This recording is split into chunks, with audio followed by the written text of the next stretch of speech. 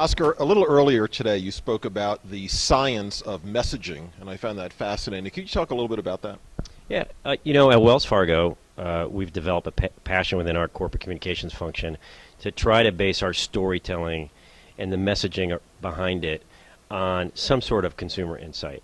And so we've been really fortunate. We've had the opportunity to be able to invest in third-party research that gives us some sense of, what stakeholders out there really care about and what sort of storytelling they would really consider to be relevant to them coming from Wells Fargo. Because I think without that insight, messaging and storytelling can sometimes just be noise.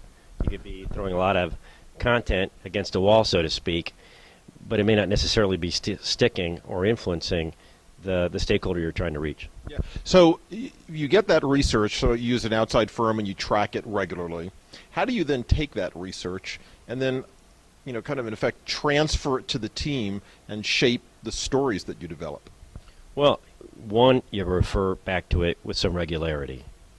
Two, I think you position it for what it should be. It's a decision-making tool. It's not the end-all, be-all. It's not the final arbiter of what stories you tell, but it certainly is a gut check in terms of trying to determine what sort of content really merits your time and resources and the right level of priority. Is the science behind the messaging something that you then leverage with the C-suite to kind of provide some fact-based reasoning as to why you're doing what you're doing?